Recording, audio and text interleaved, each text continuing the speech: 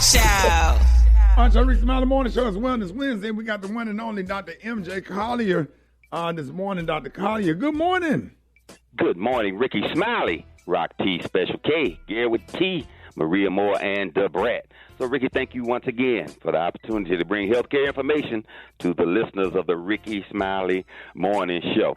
So, Rickey, this segment is going to be so pertinent because it literally affects 100% of the listeners to the Rickey Smiley Morning Show at some point. I'm going to talk about an organ that is often ignored, overlooked, and even taken for granted. That's our lips. That's right, our lips. Rickey, the skin on the lips is very thin, and this is not like the skin on other parts of the body.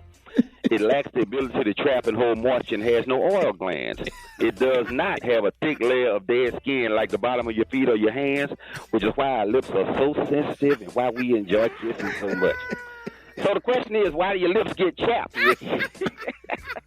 I ain't know they get chapped. Well, everybody gets chapped. Don't do it. I can say that every winter people suffer. Their lips are always chapped. Sometimes when they put on lip balm, it seems to make it worse.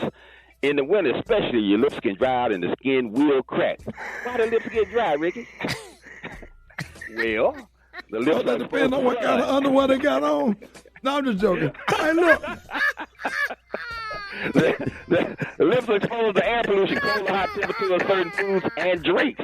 The lips can become dry and irritated. Licking your lips makes it worse. Why? Because saliva contains digestive enzymes that irritate the lips. That's why chapped lips are so common. Oh, that's good. That's good information, Dr. Collier. Thank you very much, Maria. So lip balm is a product that can provide extra protection. It's important to know what to look for and what to avoid, so you don't just purchase what's on display at the checkout line in the store. Okay, the best lip balms contain humectants. Those are ingredients that attract moisture. Other ingredients called emollients have oils that form a protective barrier on the lips.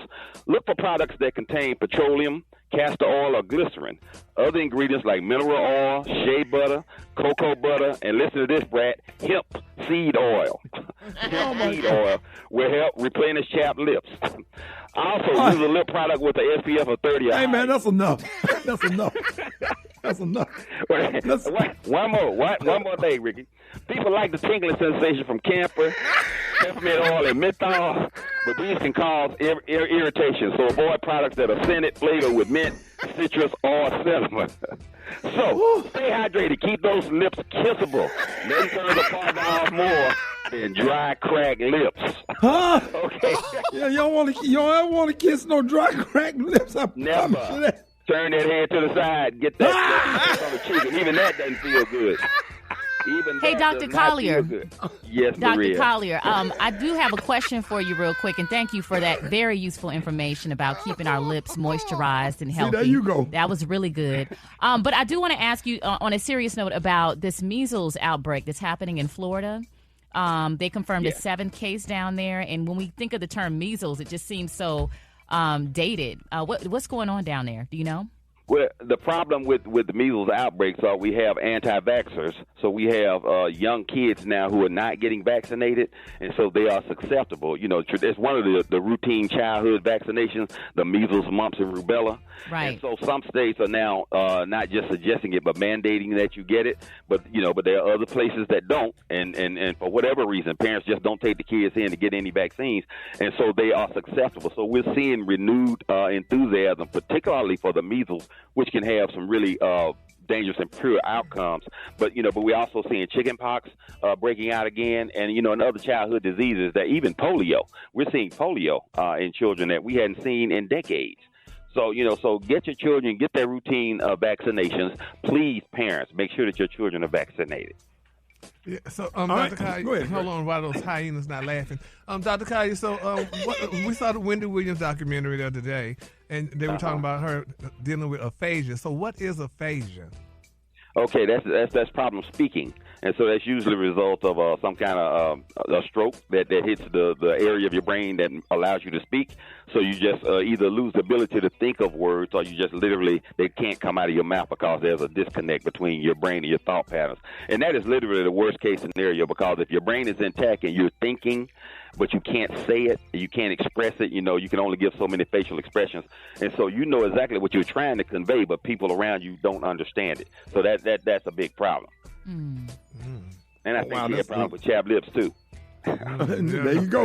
All right, let's go to the phone. You're on with Dr. Collier. Good morning. Hi, my name is Denise Freeman. I am calling from Syracuse, New York.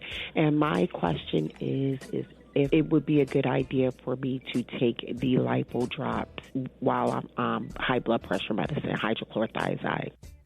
Absolutely. The lipo drops contain no stimulants, so they're perfectly compatible with any disease state. High blood pressure, diabetes, etc. One dropper full under your tongue before each meal, and you will get your high school sexy back, get your beach body using the lipo drops.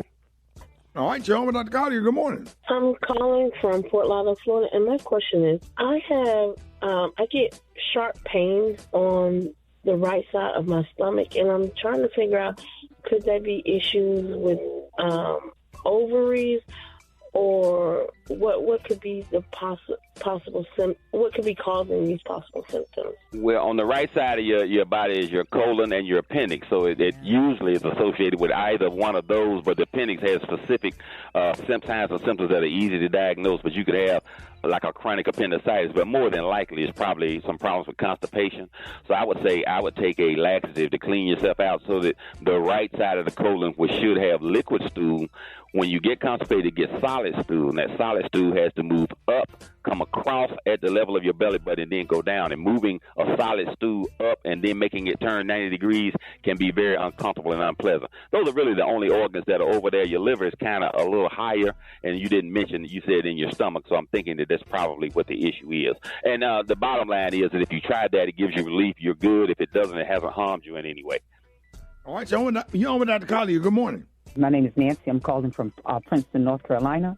And my question for the doctor is, I am 65 years old, and I've lost 38 pounds, and now my blood pressure is running between 100 over 45. What can he give me information on? What do I need to do if that blood pressure is too low?